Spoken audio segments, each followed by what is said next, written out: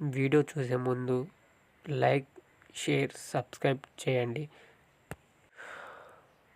తాజాగా నాగ చైతన్య నటిస్తున్న లేటెస్ట్ భారీ చిత్రం తాండేల్ కోసం ఇప్పుడు సినీ వర్గాల్లో క్రేజీ వార్తలు వినిపిస్తున్నాయి. నాగ చైతన్య దీనికి ముందు చేసిన సినిమాలు థ్యాంక్స్ యూ, కస్టడీలు భారీ డిజాస్టర్గా అయ్యాయి. అయినా కూడా ఇప్పుడు తండేల్ సినిమా బడ్జెట్ సుమారుగా 80 కోట్లు ఉన్నట్లుగా టాక్ వినిపిస్తుంది. మరి ఇప్పుడు ఈ బడ్జెట్ తగినట్లుగానే ఈ సినిమా భారీ బిజినెస్ జరుపుకుంటున్నట్లుగా పలు వార్తలు వినిపిస్తున్నాయి. కాగా ఇందులో సగం బడ్జెట్ కేవలం ఓటీటీ మూలంగానే వచ్చినట్లుగా తెలుస్తుంది. కాగా ఈ సినిమా వరల్డ్ పాపులర్ సంస్థ నెట్ఫ్లిక్స్ ఏకంగా 40 కోట్లు పెట్టి కొనేసిందట.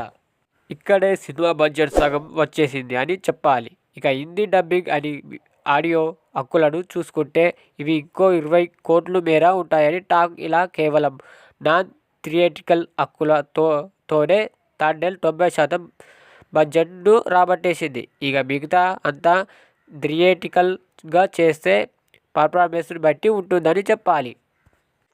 కాగా ఈ చిత్రం యువ దర్శకుడు కార్తికేయ టు ఫేమ్ చందు మొనిట్ తెరకెక్కిస్తుండగా సాయి పల్లవి హీరోయిన్గా నటిస్తుంది.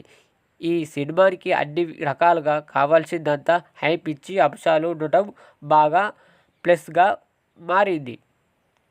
మరో అంశం కూడా ఉందని చెప్పాలి. నాగ చైతన్య థియేటర్గా గత ఏడాది ఫ్లాప్ అయినప్పటికీ ఏడాది ఓటీటీలో వచ్చిన తన వెబ్ సిరీస్ దూత పెద్ద హిట్ అయింది. ఈ ఎఫెక్ట్ చేతు వరకు బాగానే పనిచేసిందట. దీనికి తండేల్కి అంత మంచి మార్కెట్ జరగడానికి ఉన్న కారణాల్లో దీనికి పుణ్యం కూడా ఉందని చెప్పాలి. కాగా ఈ చిత్రం శ్రీకాకుళం పాకిస్తాన్ లైన్ పై తెరకేస్తుండగా గీతా ఆర్ట్స్ మల్ల బ్యానర్ వారు నిర్మిస్తున్నారు.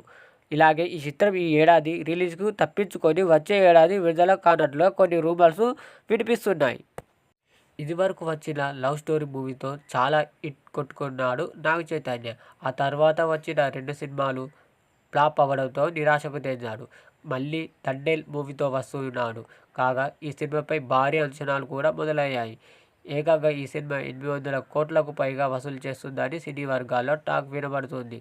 చూడాలి ఈ సినిమా థియేటర్లో వచ్చి ఎంత మేరకు కలెక్షన్ చేస్తుందో అని. ఈ సినిమాలో నాగ చైతన్య మాస్ లుక్లో కనబడనున్నాడు. ఈ సినిమా విషయానికి వస్తే దీంట్లో తనదైన స్టైల్లో అలరించబోతున్నాడు మన నాగ చైతన్య.